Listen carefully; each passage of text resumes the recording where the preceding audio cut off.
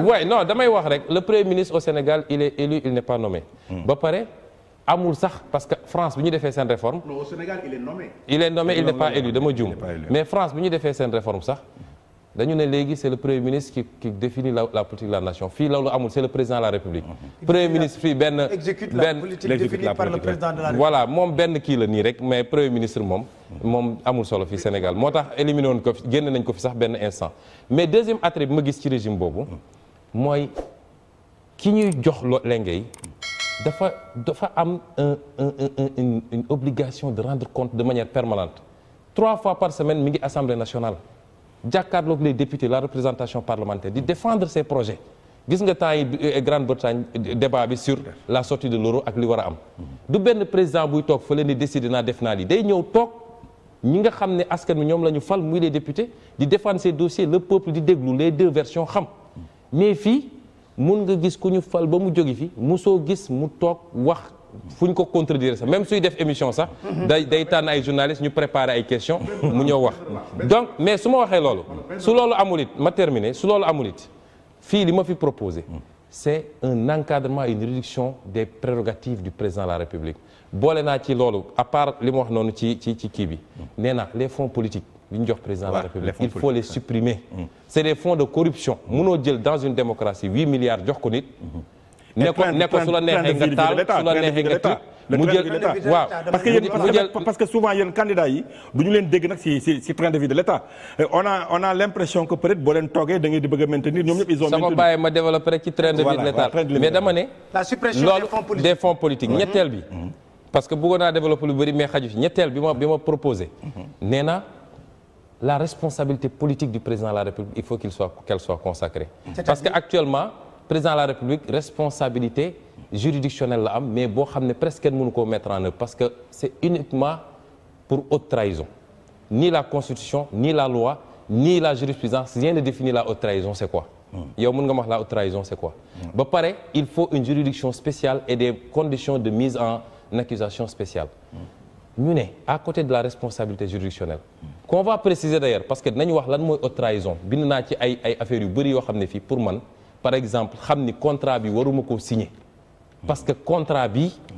dafa violer le code pétrolier waaye sama rakk ngi gis ma signer ko loolu pour man c'est de la haute trahison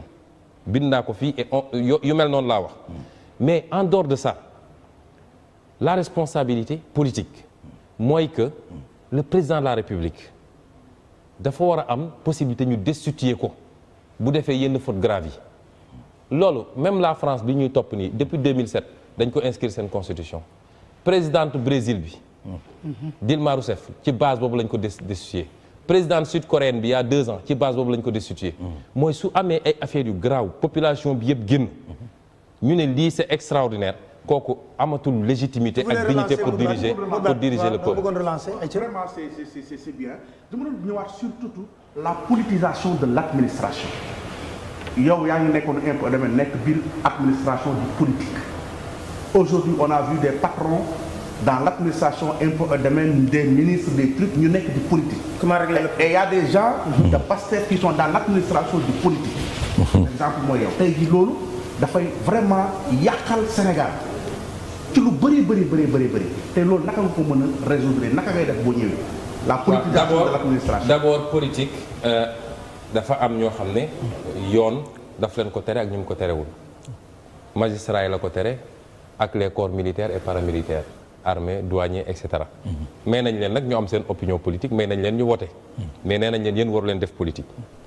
en dehors de ça ñeneen ñëpp dañ leen reconnaître la liberté politique et syndicale tant que loi boobu mi ngi koy reconnaître munoo tere nit def politique. léegi nag déedéet léegi nag. tous les cadres tous les fonctionnaires de l'État qui sont dans l'administration de politique kon yow tu valides. non soo ma bàyyi ma terminer rek naa la expliquer pour man tant que ñi ngi def politique violé wuñu benn loi ci Sénégal li bon mooy li ñuy def jël ay xaalis bu dul jeex di ko du xëpp ci politique bi te ñëpp xam ni. position yi ñu toog la ñuy jëlee xaalis boobu waaye du xaalis gu ñu ñàkk parce que amul benn fonctionnaire bu mën a am ay millions wala ay milliards yooyu politiquer wala jël même ay auto administration ay leneen ngeen di ko politiquer loolu moo garaaw deuxième bi man dama proposer dama ne fonctionnaire am na droit politique mais à un certain niveau de responsabilité il faut faire un choix pour man un directeur général warul def politique bu fës à un certain niveau ñooñu waruñoo def politique mooy comme li nga gis rek nekk sur terrain bi non xam nga nit mun na am carte membre parti adhéré ci parti ne bokk naa ci parti bi mais dem ba ñu ne la yow yaay suñu responsable Médina wala yaay suñu responsable Ziguinchor yaay suñu responsable Louga wala Parcelles Assainies nga nekk nag tout le temps yaa ngi meeting yaa ngi lii yaa ngi laa kooku laa wax parce que nit mun na adhéré yow peut-être bokk nga ci parti te kenn xamu ko nit mun na adhéré ci parti te kenn du ko xam mais nga fës ci parti ba am ci ay responsabilité ci bureau politique wala responsabilité locale wala yu mel noonu kooku laa ne c'est incompatible ak yenn niveau de responsabilité yi et le fonctionnaire doit faire un choix moi quand j'ai opté pour faire la politique woo nañ ma proposé ma poste directeur mais dama ne bëgguma poste directeur je n'en veux pas parce que je tenais à garder ma liberté politique du benn du ñaar directeur régional de Dakar proposé nañ ma ko bu impôt et domaine ak yeneen proposé nañ lu raw loolu sax mais j'ai fait mon choix j'ai dit je considère que et avant loolu man 2008 lañ ma njëkk a proposé poste directeur boobu je n'avais que quoi ku génn 2001 2008 il y a 7 ans de carrière j'ai refusé parce que j'étais secrétaire général du syndicat ma jàpp ni ñaar yooyu c'est incompatible parce que dafa am yoo xam ne mënul ànd donc loolu moom dinañ ko proposer dinañ ko bind changer la loi pour dire que am na loo xam ne mënatul dem mënatul ànd. loolu donc apparemment yow da nga prévoir def ay réformes constitutionnelles yu bëri et des réformes de l'administration. mais administration c'est l'un des gros problèmes du Sénégal administration. te nag xam naa administration. et train xam nga sànq ba léegi yaa ngi wax ci financement état bi maanaam train de vie bi est-ce que mën nañoo wax sa gouvernement ñaata ministre nga compté def ko président Macky Sall waxoon na ko 25 il l'a pas respecté est-ce que yow mën nañoo xaar par rapport ak li ngay wàññi ci train de vie de l'État ñu xam des actes forts yi nga xam ne di nga ko poser pour ñu wàññi dépenses yi nga xam ni ministres yi ak gouvernement bi ñu ngi koy engloutir. xam nga li leer ba leer. mën nañoo wax ñaata ministres du ma enfermé wu ci ay chiffres fii parce que am na loo xam ne ñu ngi koy finaliser am na chiffre boo xam ne su ma la ko waxoon sax di nga ne da ngeen wax rek waaye lii mun leen ko def mais li leer ba leer. mooy am ay 35 ministres ak 30 ministres ak waxuma la nag les ministres conseils les ministres xawma lan envoyés spéciaux comme léegi loolu sax am na y a des envoyés spéciaux pour aller déposer des listes de parrainage avec rang de ministre yooyu day jeex Sénégal du yem rek foofu parce que ñii dañuy wax ministres yi mais am na lu ëpp loolu tey poste directeur généraux yëpp dañ ko doubler avec des agences ak yu mel noonu xoolal li nekk ci ambassades et consulats yi gis nga les plus gros postes waxuma la nag les institutions yu amul benn njëriñ conseil économique social et environnemental kan moom mun a wax lan lay jëriñ Sénégal au conseil des collectivités territoriales lan lay jëriñ Sénégal au conseil du dialogue des territoires xaw ma lan ak lan foofu la problème yi nekk moo tax dans mes propositions institutionnelles j'ai dit il y aura l'exécutif il y aura le législatif troisième institution bi ma proposé dafa di benn institution boo xam ne suñuy réalité nationale laa bëgg ñu daje fa mooy nos institutions nos autorités religieuses et coutumières avis consultatif. Ousmane, parce que c'est important question bi dama lay bàyyi nga continuer on va prendre les internautes certain nombre de questions nga tontuwaale parce que ñoom ci bëri na trop ñoo xam ne envoyé nañ ay questions mën nga continuer sa réponse. waaw donc ñun loolu bokk na ci train de vie de l'État ba léegi bu ngeen xamoon le gaspillage qu'il y a dans l'administration circuler dans Dakar rek est-ce que dina am koñ booy romb te doo fa gis benn véhicule AD bu ñu sànni foofu léeg-léeg benn pièce bu ndaw moo ci yàqu booy dugg ci service yi imprimante yeeg nangam dañuy sànni chaque fois ñu def ay commandes yu bees parce que ay deal la ci marché public yi ay facturation ay surfacturation chaque 2 semaines chaque 1 mois chaque 2 mois nga changer mobilier ñu ne imprimante yi màgget na ñu changer gars yi recycler ko ñu yóbbu ko au niveau des domaines ñu jaay ko waa Pàcc Lambaay ñoom ñu wël ak ay prix yoo xam ne ñoom ñu wël baat jaay wala ay libanais wala nañ leen li ñuy yàq ci ay milliards foofu rek mën nga ci rationaliser loo xam ne kenn xamul nu mu toll surfacturation sur marché public yi j'ai démontré que am na mesure yoo xam suñ ko defee c'est 235 milliards d'économie chaque année ci surfacturation de marché public ay nit a koy séddoo ay hommes politiques ak ay hauts fonctionnaires il y a énormément d'axes yoo xam ne tey ma jox la ay questions fii am na kenn ku ne vous avez un esprit critique que j'aime bien mais j'aimerais savoir d'après vous qu'est-ce que Macky Sall a fait durant son mandat dont vous êtes totalement d'accord et que vous encouragez man jàpp naa ni avec le président Macky Sall dañu am problème systémique man dama jàpp ni c'est à la base système bi mu andi moom programme bi mu tëral laa àndul man donc soo àndul ci benn programme c'est très difficile après ngay jeex ci biir programme bi ay affaires je considère que un programme comme le PUDC l'idée est très bonne mais jàpp naa ni waroon nañ ci def 2 fois 10 fois 20 fois plus de budget parce que Sénégal àll bi la ñu délaissé tey tu prends tu dis PUDC bi yëpp 300 milliards la woon je crois première phase bi pour les 12 autres régions ou les 13 autres régions alors que soo jëlee investissement diggante Diamniadio ak li ñuy tabax Diamniadio ak le TER rek tu es à presque 3000 milliards du simple au truc nga ne léegi yaa ngi jox yeneen régions yëpp ay truc loolu je crois que l'idée est bonne mais ci financement bi des na soo ma laajee également ci wàllu nu mu tudd l'idée de faire d'autres pôles c'est une bonne idée mais c'était pas Diamniadio le choix ñun on a théorisé les pôles de développement économique lan moo tere woon ñu dem Mbacké wala ñu dem Kaolack wala ñu dem Ziguinchor wala parce que soo bëggee da nga presqu'île du Cap-Vert lu ndaw la il fallait désenclaver Marocains yi bi ñu ko bëggee def dañu ne ñun léegi on veut aller vers l'émergence donc nañuy naka la ñuy def ba Tanger ñu def ko benn pôle Rabat ñu def ko benn pôle Marrakech ñu def ko benn pôle Casablanca te benn bu nekk c'est distant de combien de kilomètres bu ci gën a tuuti c'est 90 kilomètres ay 200 kilomètres loolu day permettre nga concentrer les populations chez elles les gens ne sont pas obligés ñëpp di ñëw Ndakaaru nga créer fa nag pas waxuñu nga ñëw tabax fa ay immeubles de mais des pôles de développement économique la ñu wax c'est-à-dire région bu nekk da ngay xool luy potentialité am nga créer un pôle de développement économique par rapport à ces potentialités là région de Cap-Vert am na beaucoup de potentialités ci wàllu pêche ci wàllu zone des Niayes bi ak yu demee noonu foofu ngay def potentialité am soo demee région du centre parce que da ngay jël plusieurs régions boole leen am nañu c'est le bassin arachidier am na un potentiel extraordinaire ci domaine boobu soo demee dans la région sud-est mooy Tamba Kédougou y a un potentiel minier extraordinaire on doit pouvoir avoir là-bas un programme minier extrêmement structuré ainsi de suite donc c'est bien mobile c'est un bon programme mais c'est pas à l'État de faire les villes ana mairie parce que bëgg nañu tali bu ñu def ci buntu kër jàmbur sax ñu ne Macky Sall moo ko def loolu mairie yi ñoo ko waroon def un État central s'occupe des grands axes ak yu mel noonu vous avez fait une tournée mais Pape moi j'ai pu faire l'Amérique du Nord au moins États-Unis Canada j'ai pu faire 5 pays d'Europe Italie France Belgique etc mais on ne peut pas développer le Sénégal sans la diaspora maa ngi koy dégg léegi mu tudd diaspora mais la diaspora elle souffre lan mooy problème diaspora ma demee foofu brièvement les problèmes les plus saillants la diaspora elle souffre la diaspora bi dañ leen seetaan amuñu protection au niveau des consulats yenn saa yi dañuy am difficulté pour am seeni papiers ku ci am problème foofu de ménage ñëw jël say doom dem tëj am na beaucoup de gens soi-disant clandestins yu ñu tëj aussi amuñu ndimbal su desee amee mënuñu rapatrier seen diplôme yi ñuy amee fii bu ñu demee foofu duñ leen ko nangu reconnaître da ngay gis ko am diplôme yu kawe duñ leen tug te yooyu marocains yi nga xam ne ñoom dem nañ ko négocier ay Espagne ak yëpp dañuy reconnaître diplôme suñu permis bii sax soo demee Maroc ñu ne la amoo droit dawal ak Europe ñu ne la amoo droit dawal ak permis bi mais ñun vision bi ñu gis ci diaspora bi du vision rek dañuy wax les transferts des immigrés les immigrés transfèrent peut-être 2000 milliards parce qu'on dit 1000 milliards sur circuit informel bi mais circuit informel bi moo ëpp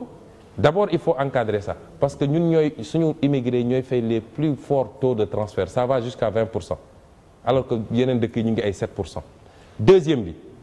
transfert immigrés yooyu ça fait 4 fois l'aide au développement et 2 fois l'investissement direct étranger bii ñu ñuy sonalee nii.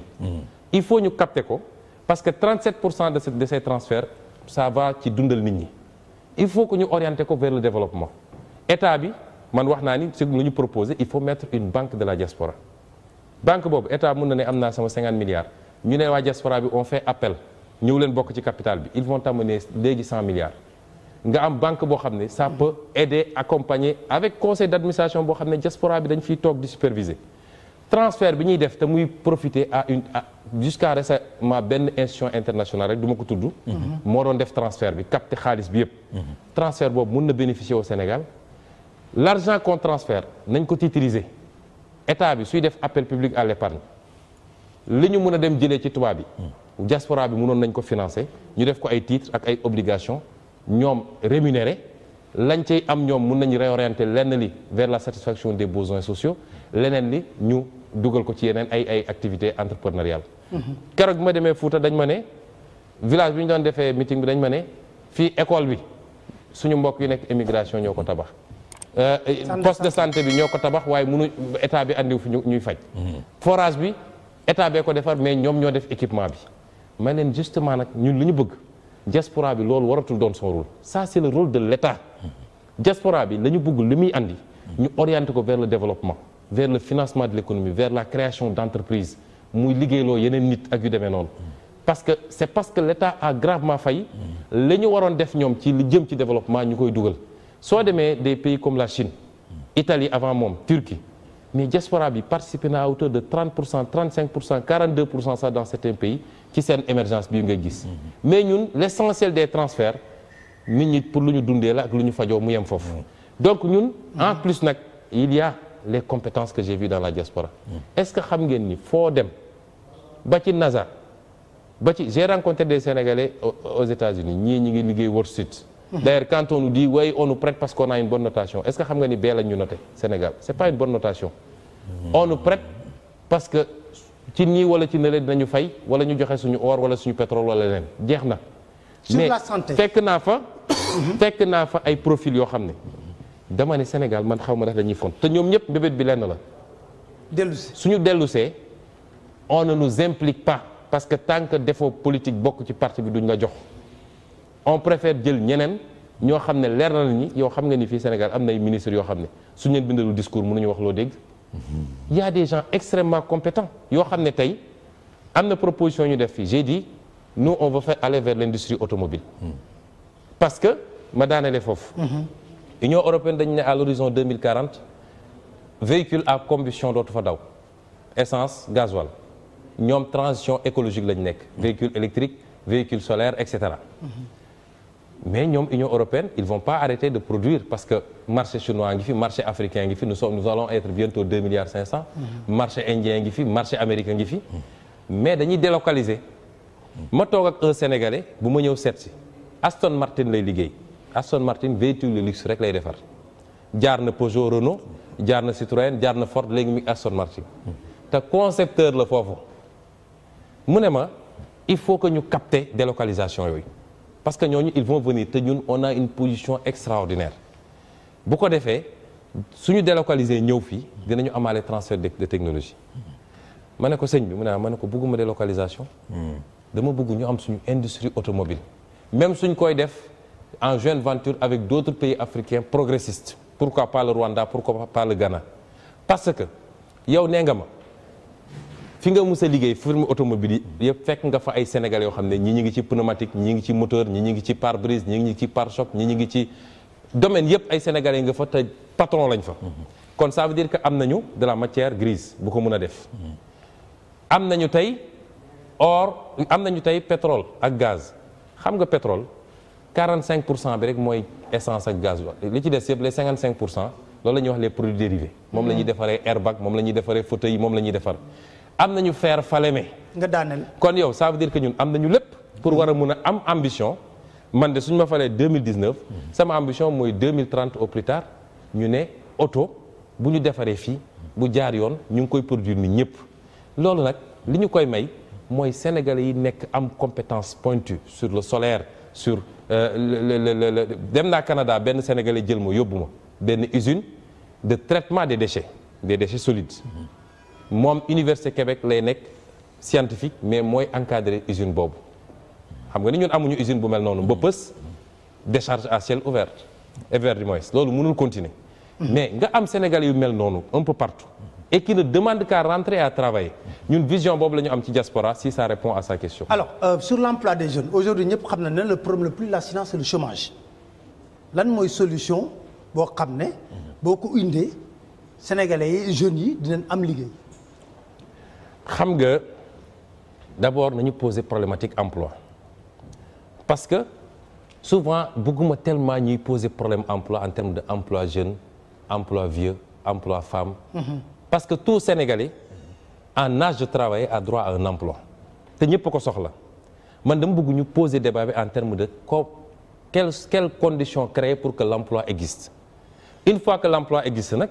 on ne va pas chercher peut-être Macky Sall moom mi ngi joxe suñuy marché bàyyi chinois yi ñu andi chinois yi bàyyi indiens yi ñu andi indiens yi bàyyi keneen ak keneen mais ñun loolu duñ ko nangu. Quand les conditions de l'emploi seront créées sénégalais yi ñoo fay liggéey keneen du jóge fa la ñu jox ko liggéey bi suñuy doom toog ak suñuy rakk. Comment créer l'emploi maintenant gis nga emploi li koy créer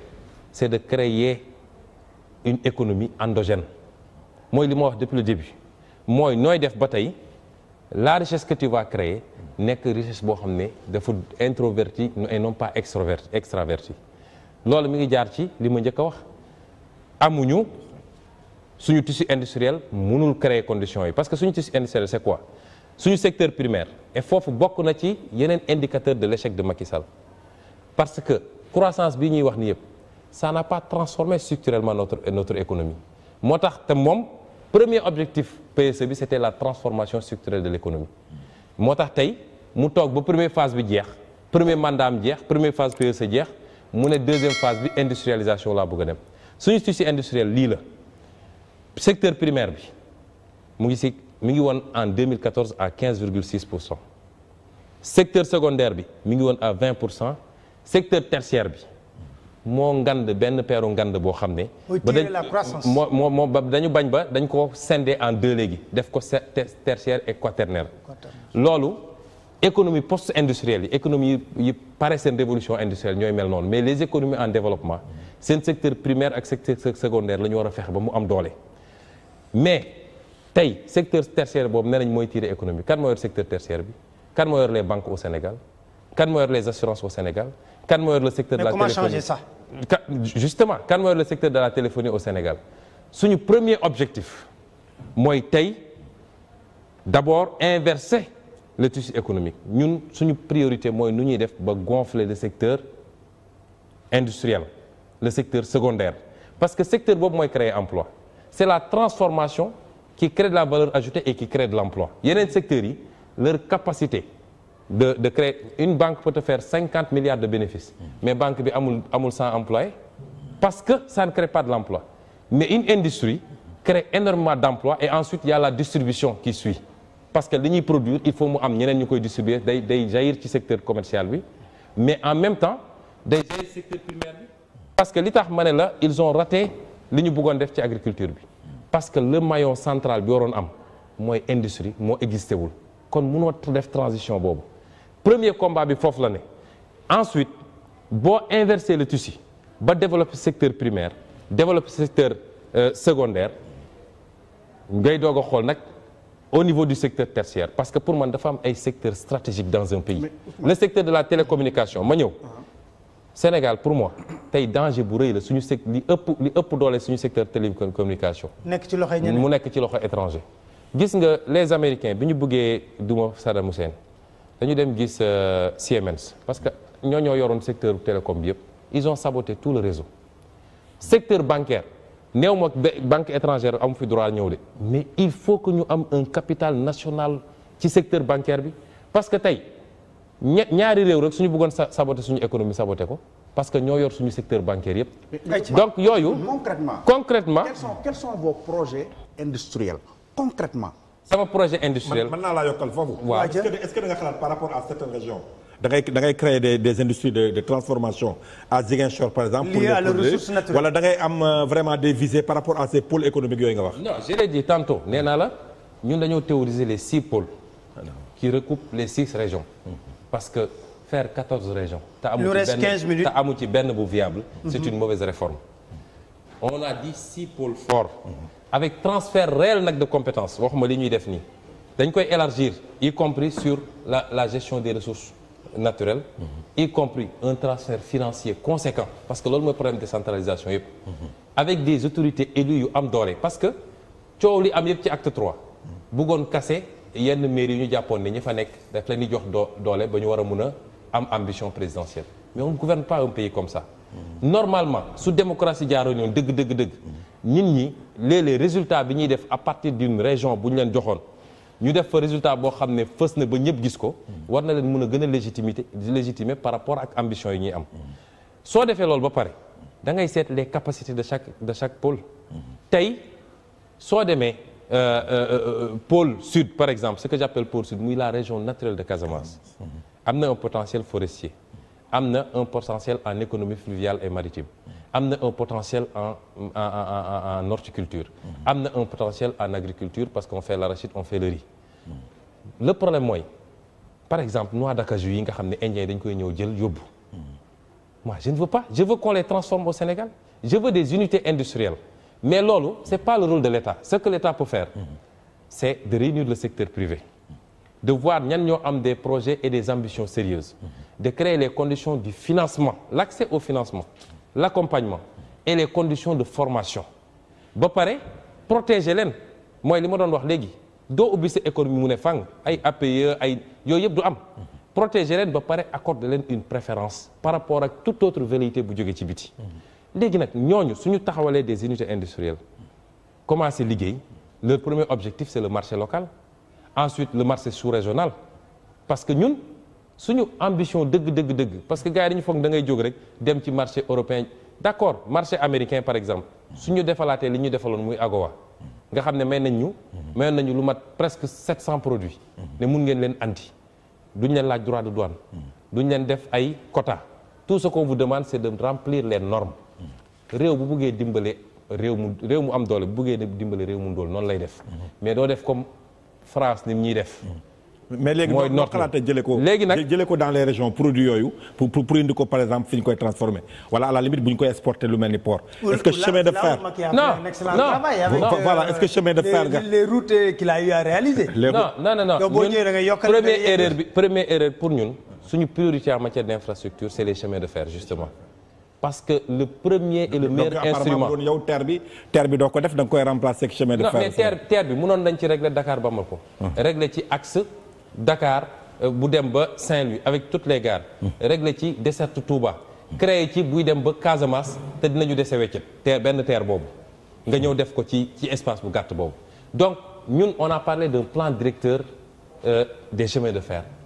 à travers tout le Sénégal c'est déjà tracé parce que mooy le moyen le plus efficace pour le transport des hommes et des marchandises en même temps nga mun ci transporter ay capacités yu bëri mu taxaw dëkk ak dëkk nit ñi wàcce ñiy yéegal ñiy wàcce Ousmane, loolu mooy priorité bi deuxième bi l'éducation est également important il y a beaucoup de personnes qui vous ont interpellé sur l'éducation nga continuer foofu foogee daanale pour nga aborder aussi la question de l'éducation avec les revendications des enseignants ak tamit la situation de notre de l'école sénégalaise pour éducation balaa muy démarrer dafa am lu ñuy wax le décret 79/1165 moom te ni Senghor moo ko fi bàyyi woon ce décret mooy organiser le système éducatif et qui définit le type d'homme bi nga xamante ni moom la système éducatif de produire bu la personne jeexalee son cursus scolaire tey Sonko lan mooy sa projet éducatif lan mooy ban système éducatif ngay ñëw mettre en place parce que le décret 79/1165 depuis Senghor la après gars yi nañ indi nañ le volontariat indi ay les professeurs contractuels indi nañ les double flux indi nañ pas mal de réformes mais yooyu dafa mais léegi yow boo ñëwee lan ngeen mettre en place ak ban type d'homme la sa système de éducatif di produire au terme de son cursus. éducation ñett la c'est l'infrastructurel c'est le pédagogique c'est le social loolu mooy doxal éducation pour man ñett yëpp dañ cee laaj te li koy firndeel mooy social bi chaque année dinañ perdre 5 mois ci grève professeurs dinañu am jeune bu ñu dóor bal parce que mu ngi réclamer pour sam et cetera loolu illustration la le pédagogique problème bu rëy la parce que suñu système éducatif dafa pêché ci deux parties bu ci njëkk alors Ousmane on me signale qu'on a juste quelques problèmes de son avec votre micro le temps de revenir un peu sur l'internet et permettre à l'équipe de s'en occuper ñu ñëw ci il y a beaucoup de questions hein bonsoir monsieur Sonko ma question est sur je pense comment comptez lever l'IDH avec notre taux d'endettement et le déficit budgétaire quel est votre plan pour nous libérer du diktat de nos bailleurs sur le plan de la politique économique bon ça il a déjà répondu sur pas mal de questions am na question bu ñëw aussi le ministre bon ça il est revenu sur ça également le nombre de ministres va être réduit bon combattre la corruption la question de la bonne gouvernance ça c'est très important c'est un cheval de bataille alors yaa ngi woon ci éducation bi ay ca waaw je disais que domaine pédagogique j'espère qu'ils m'ont déggoon nañu au moins li ma introduire ci kii bi domaine pédagogique bi pour man am nañu 2 ou 3 problèmes yoo xam ne fa la ñu lajj foofu la commencé d'abord modèle bi ñu choisir et c'était une volonté de Senghor peut-être parce que lui il était littéraire mooy nañu produire des littéraires or fi ñu toll nii il faut ñu dem ci enseignement technique scientifique teel a orienter les jeunes dama dem Suisse temps yële j'ai été reçu par ñi yor système éducatif suisse bi parce que man fu ma dem rek dinaa def rencontre avec soit ma dem visiter ay industries wala ma dem visiter njàng meeg yooyu le meilleur modèle au monde actuellement nee nañ c'est le modèle suisse dafa di modèle boo xam ne dañuy teel a filtrer gosses yi boo demee ba BFM xam nañu ku nekk luy capacité am ñu war a mën a continuer ñu continuer ñii ñu orienter leen très tôt vers des filières de formation ainsi de suite le jeune suisse à 18 ans 20 ans mun na commencer liggéey ku ci bëgg a continuer njàngam mu continuer njàngam mais ñun dañuy jël ay filières généralistes nit jàng pendant 20 ans 25 ans soo ko tegee ci position travail ne ko léegi lan nga mën exactement mu ne la bon xanaa ñu formé waat ma léegi da ngay gis ku jàng ba am maîtrise am dem fayaat école formation pour jàngaat et même école de formation yi lan la ñuy former banque assurance transit commerce international ainsi de suite il faut que ñu réorganiser loolu parce que je ne dis pas que du am filière littéraire mais il faut qu'on oriente le maximum de jeunes vers des formations professionnelles et diplômantes loolu bokk na ci problème ñaareel bi loolu nag lu ñuy mettre en réflexion la bu xóot mooy ñu ngi jàng ci langue yoo xam ne du suñu langue daf ñuy accuser loo beaucoup de retard parce que ki jàng ci ki jàng wax ci joolaa wala ci saraxole wala ci olof wala ci séeréer ba am âge 6 ans nga yóbbu ko école mu war a commencé waat nag jàng beneen langue te mënoon na compter déjà ci langue yooyu mënoon na soo ko ne lii la mu ne la fas la soo ko ne li kii mu war koo jàng ci langue yooyu le temps que muy adapté wu ba am benn niveau bi moom moroom coréen bi nga xam ne ñu ngi koy alphabétiser ci coréen moroom rwandais bi nga xam ne léegi ci rwandais lañ koy alphabétiser wala éthiopien bi nga xam ne ci éthiopien bi kooku raw na ko parce que kooku commencé na calculer loolu bokk na ci suñuy problème il faut que ñu opter pour nos langues nationales ba pare opter pour une langue internationale de communication la réflexion c'est que est-ce que boobu français la ba léegi parce que soo génnee fii comme les autres pays français anglais au Gabon réflexion la boo xam ne il faut ñu truc ci comme langue officielle l'infrastructurel nag doog a ñëw parce que dañoo juum ci priorité xam nga tey suñu la nee Sénégal am na encore lu mat ay 5000 abris provisoires fu xale di jàng ci ay sàkket nga xam ne su tawee yenn zones yi hivernage yi gaaw a ñëw nga gis ay salle de classe yoo xam ne 90 gosses 100 gosses ñenn ñi ci suuf la ñuy toog nga bëgg a ne yow yaa ngi defar ay réalisation parce que yaa ngi tabax ay immeuble à Diamniadio def nga terrain bu jar 1400 milliards loolu problème la on se trompe de priorité donc pour man c'est à ces 3 niveaux la ñu def ñun suñu proposition. Et les revendications des enseignants? Mais c'est des revendications légitimes je l'ai dit et je ne le dis pas maintenant parce que bi may nekk inspecteur des impôts enseignants yëpp a ngi may dégg defal naa leen ay conférences en tant que secrétaire général du syndicat des impôts et j'ai toujours déploré les injustices un enseignant de hiérarchie A un autre fonctionnaire du ministère des finances de hiérarchie A mun na ko fay ñaari yoon loolu du yoon donc néew ñu ñëpp dañuy tolloo mais il faut des niveaux raisonnables parce que dafa métti parce que amul métier bu gën a noble enseignant ak médecin cim réew amul ku gën a noble kii dugal xam-xam ci bopp xale ak kii faj boo feebaree man j'ai fait 15 ans aux impôts j'ai mis des milliards dans les caisses de l'État amul du banque du assurance du cimenterie lu ne vérifié naa ko fii mais je n'ai jamais considéré que maa ëpp valeur enseignant bi nekk fële fongale mi di former koo xam ne peut-être c'est le futur président de la République ñooñu dañ leen war a jox seen gëdd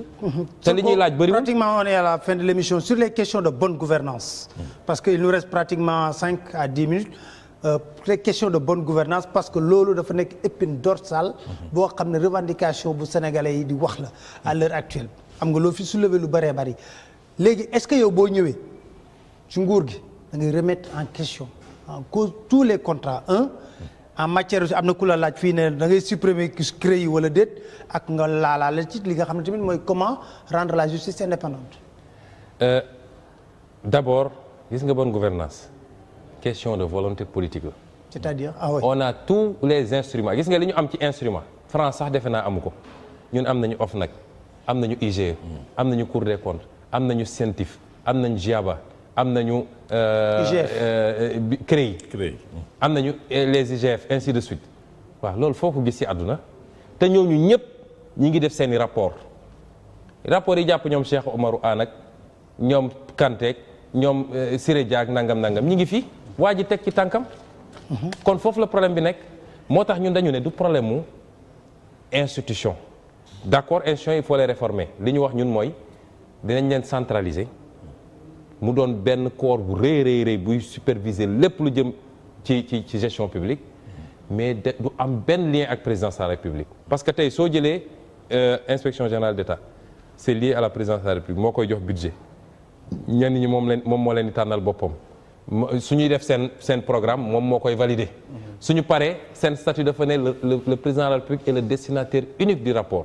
soo jëlee Cour des comptes même relation la am ak chancellerie ministre de la justice. loolu problème la moo tax ñun dañu ne dañuy couper lien dañuy doon ay corps indépendant autonome budgétairement administrativement mun a définir seen programme bu ñu paree seen rapport suñ ko joxee président de la République à titre d'information la mais am nañu possibilité ñoom saisir directement le procureur mais mieux su procureur di yoxi sur un délai raisonnable 6 mois par exemple deful dara ci dossier may nañ leen ñoom ñu mun a substituer wu pour saisir directement le juge pour que dossier yi ñu régler ko ñun loolu la ñu proposé ci texte bi parce que du problème mu est-ce que am na wala amul rapport yaa ngi fi fees del ñaareel bi maintenant est-ce que je vais supprimer la CREI man musuma gëm CREI et je l'ai dit publiquement depuis le début au risque d'être impopulaire 2012 j'étais même pas encore en politique bi ñu nee CREI dama def benn débat ak Moubarak Lo Sud FM Astou Mbène moo ko organisé woon Aïssatou Mbène waaw maa ngi yor enregistrement ba léegi ma ne ko li ngeen di def nii d'abord ça ne répond pas aux normes d'une bonne justice parce que inversion de la charge de la preuve la c'est une justice inquisitoire te suñ ko appliqué woon dëgg Macky Sall moo waroon njëkk a dem répondre parce que mënul justifier diggante 2002 ak 2008 comment il a pu se constituer ce patrimoine.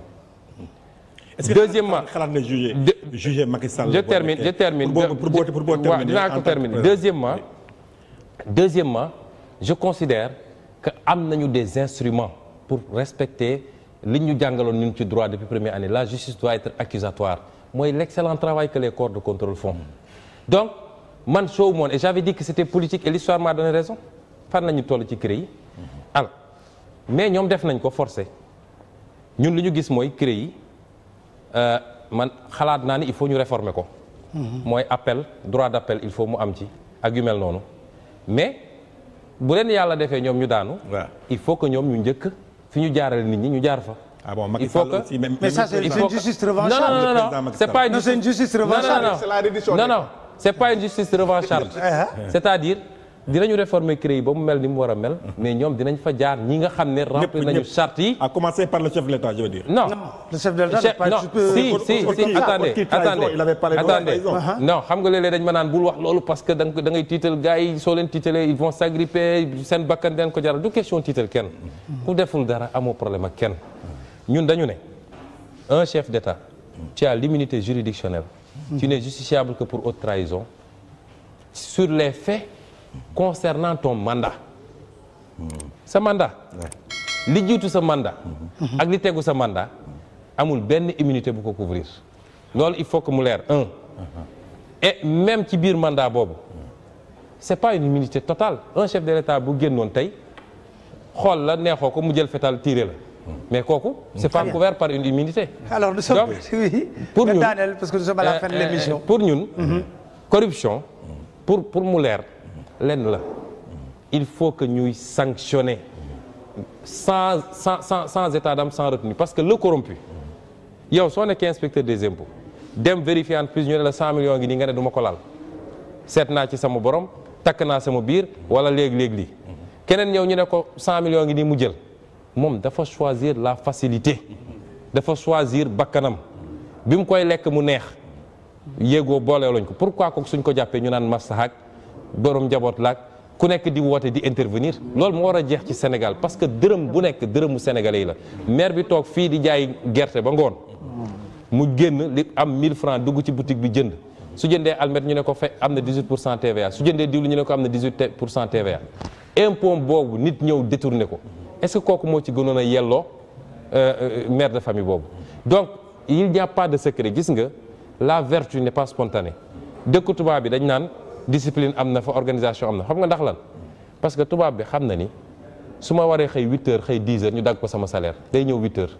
te xam na ni ils vont appliquer la loi mais fii loolu laal ku nekk jóg wax. ñu ne masaha. en parlant de corruption de transparence Ousmane.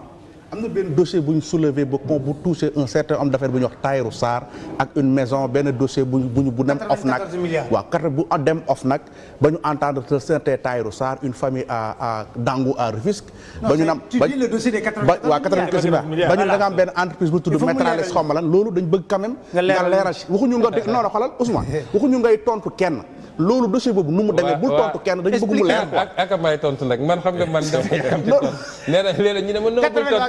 non xam nga li tax tontu bi di am solo ma recadré rek ne y a un dossier 94 milliards boo soulevé woon jëmal ko ci nit tey ji am na ku def émission ne bu ñu xóotalee dossier boobu enquête ci yow war nañ la entendre parce que mele nga ci parce que am nga structure bu ci taq leeralal sénégalais yi lan moo ci xew. non non xam nga la may leeral rek du ma tontu waaye li tax tontu bi di am solo léeg-léeg mooy réew mi dafa am ñoo xam ne c'est des maîtres chanteurs jël réew mi en otage nag.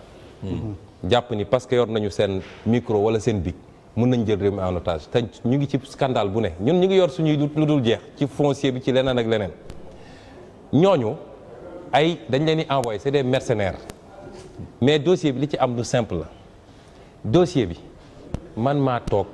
am samay information te dossier boobu benn rek la ci dossiers yi de gis nga li ñuy wax les dossiers des acquiescements maa ngi ci yor lu mat 10 benn entreprise de détournement de deniers publics à grande échelle la bi ma jotee dossier bi ma commencé def samay recherche jël sama avocat ne ko demal conservation foncière nga wutal ma état de droit réel ak copie collationnée ñu def suñuy recherche ba gis ni dossier bi luubal bu garaaw a ci ne dañoo dem nangu suufu benn famille jaarale ko ci ay fausse décision de justice daal koy wëlbatiku yónni kooku ñuy wax Tahirou Sarr mu dem waxtaan ak benn pàcc ci famille bi ne leen léegi yéen dossier bi yéen ciy daw depuis des années mënu leen ci jot man nag mun naa leen jox 2 milliards ak lu ci tegu ngeen jox ma ngeen defal ma acquiescement bi ñu defee loolu ba noppi ñooñu def ko mu am beneen pàcc ci famille bi ñu yëguloon affaire bi ñooñu ñoo jóg def opposition dossier bi dem tribunal cassé acquiescement bi parce que en matière immobilière mënul am acquiescement justement en matière d'indemnisation pour cause d'utilité publique mënul am mënoo ñëw di intervenir intermédiaire mënu cee am décision de justice ñëw ñu cassé loolu kon ñoom amatuñu base légale mais jël nañu xaalis jox une partie de la famille ñoom ñu def seen combine bi ñu ko defaree bi ñu amee loolu ba pare dafa dem ñoom waa domaine Mamour Diallo ne CCOD daje na xool nañ dossier bi Tahirou Sarr ak entreprise am ñaari entreprise la am na droit indemnisation 94 milliards. Sofico. waaw Sofico ak beneen bu ñuy wax IFO. xam nga loolu triant weesuwul loolu ab famille doon daw ci àqam ñoom administration ñu toog ne duñ leen ko jox. dem yónni seen nit. mais yow lan nga ci yow xaaral ma terminer rek maa ngi ciy ñëw soo ma laajee rek nga bàyyi ma terminer rek nga yónni sa nit mu dem def nax famille bi wëlbatiku le lendemain nga ne ko yow jox nga leen 2 milliards waaye ñun état nañ la jox 94 milliards. bi ma gisee dossier bi ma xam ni lii mbuxum la ma jël sama bind moo tax suñ naan war nañoo déglu Sonko man maa bind procureur de la République lettre a ngi nii yem ma ci ma bind IGE bind OFNAC daal di def le détail du dossier mi ngi nii. avec les pièces justificatives ne leen lii c'est un cas grave de corruption maa ngi ko def xam nga kañ ci weeru koor ga mois de mars ou avril ba tey ji procureur woowu ma ba tey ji IGE woowu ma ñaari weer ci gannaaw waa OFNAC woo ma dem fa ñu ne ma jot nañ affaire bii mais le dossier c'est très grave nangam may leen dinaa waxtaan ak yéen dëgg man gëw ma sax ni yéen di ngeen traité dossier bi parce que it ñëwoon naa fi il y a 2 ans témoigner ci dossier wu Petro-Tim bi affaire u Alioune Sall ba léegi fa la jaar ne mes mais nag pour la postérité j'ai posé des actes et j'ai signé en tant que député à l'Assemblée nationale et président de parti politique man leen signé naa bi ñu kiyee ma def sama déposition ñu def PV bi lire ko relire ko ma signé ñëw toog di xaar évolution yi boobu ba léegi maa ngi déglu donc man maa bëgg procureur ubbi dossier bi xam naa ni campagne bi ñu nekk moo tax ñu yónni ay mercenaires ñuy wax su ma nekkoon en pleine campagne nekk Matam procureur ne dossier bi ubbi naa ko damay taal sa moto ñëwaat léegi nag li ñu wax du dëgg man awma cabinet bu tudd Mercalex amu benn cabinet bu tudd Mercalex je ne suis pas actionnaire à Mercalex. mais da nga ne woon am nga cabinet gis nga waaw xaaral ma terminer gis nga ñun suñu cabinet. tuddul Mercalex. suñu cabinet mi ngi tudd dama sonn waay cabinet bi nu mu tëddee sax ah. da ngaa tiit parce que ñëw na. non du loolu Atlas la tudd Atlas Group. suñu cabinet mi ngi tudd Atlas Group. benn cabinet laa yor muy Atlas Group. bi may déposé li yàlla mi ma tiim billaahi xaw ma famille bi gisuma famille bi j'ai déposé en tant que député à l'Assemblée nationale et président de PASTEF ma dem saisir la justice saisir les corps de contrôle 4 mois plus tard laa toog ay membre famille bi ñëw gis ma ne ma dañ laa bëgg a gis parce que dégg nañ li nga def ci dossier bi te looloo tax dossier bi taxaw su doon loolu gars yi saaxe nañ ñu bu yàgg mu recevoir leen ils sont venus on a discuté ñu ne ma comme yow da nga yor cabinet dañ laa bëgg a dénk dossier bi nga défendre ñu gis nga loolu am naa ci sañ-sañ su ma neexee ma jël dossier bi je n'ai violé aucune loi de ce pays ma leen d'accord bàyyi leen ma réfléchir bi ma demee ba réfléchir j'ai dit jarul may jël dossier bi parce que posé naa ci des actes ci beneen fànn ci laa leen ni recommandé leen keneen dem leen ci moom mu gérer dossier bi parce que damay bañ ëllëg ñu ne moo nekk fii nekk fële donc amul benn cabinet boo xam ne man bokk naa ci bu nekk ci dossier bi loolu ku ko waxul dëgg te du ko mës a prouver léegi nag ñun lu ñuy ñaan dossier bi ak yeneen dossier te dañaa ci génne yeneen yi ci tegu dañoo bëgg procureur diligence bi mu defoon ci dossier Khalifa Sall ci 1 milliard ñaata la 800 millions bii 94 milliards la dañoo bëgg procureur def la même diligence léegi ñu xam fu mbir mi nekk am na ku ne woon day porter plainte ba léegi gisuñu plainte waa di remercier déjà le directeur général ci discours am bi def naa waxu sage la wax waxu kilifa la wax boole waale ci quelques doléances personnelles ma rassuré ko ni ñun pourquoi ñu woo suñu bopp suñu premier dàkkantal di patriote ñun ci bépp fànn nag ñun les nationaux la ñu gëm dañoo gëm ni am réew mënul développer sans une bourgeoisie nationale forte dans tous les secteurs moo tax côté boobu defe naa duñ ci am problème ak kenn ku xool suñuy intervention xool suñuy discours ci loolu la élection yi nag je crois que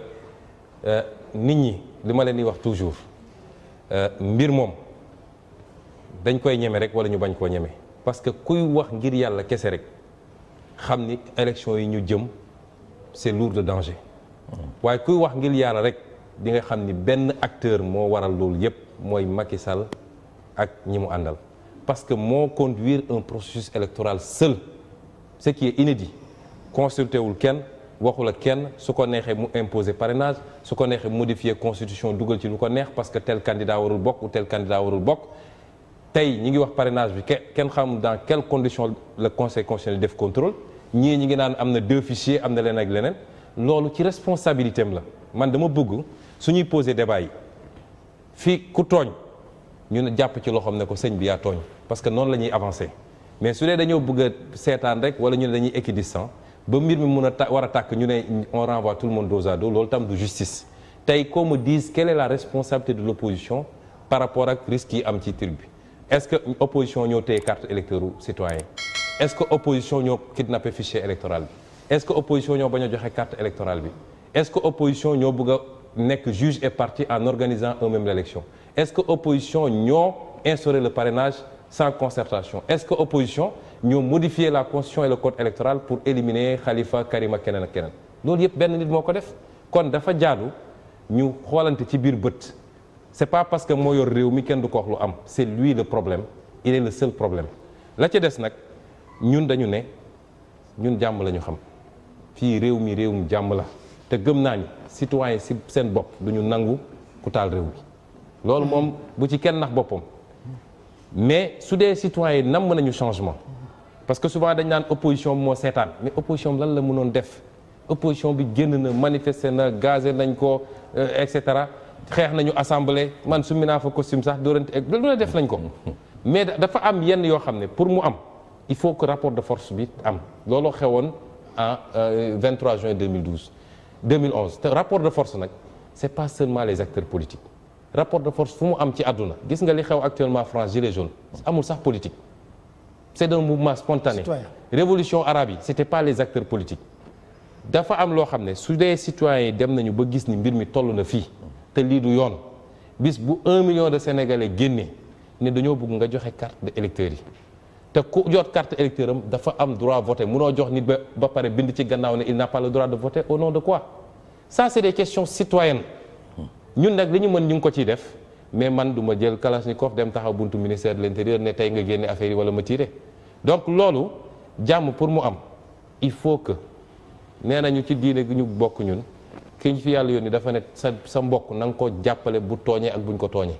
gars yi ne ko bu tooñee buñ ko tooñee xam nañ ni ñuy def nañ ko xeexle waaye bu tooñee nu ñuy def ne da ngay jàpp ci loxoom ne ko sëñ bi yaa tooñ kilifa yépp suñu taxawoon déglu lii ñu wax nii ba pare ñu ne Macky Sall lii nga nekkee du yoon je crois que loolu dina doon lu war a mën a apaiser situation bi aussi su loolu amul les gens chacun avec ses moyens dinañu essayer résister dinañu jàmmarloo te loolu mooy andi tension yi kon ñun daal ñu ngi ñaan jàmm ñu nit ci Sénégal parce que loolu mooy matière première bu gën a précieux ci Sénégal du or du pétrole du gaz jàmm la yal na yàlla def fii jàmm waaye it na parti yëpp doxal jàmm moo ëpp solo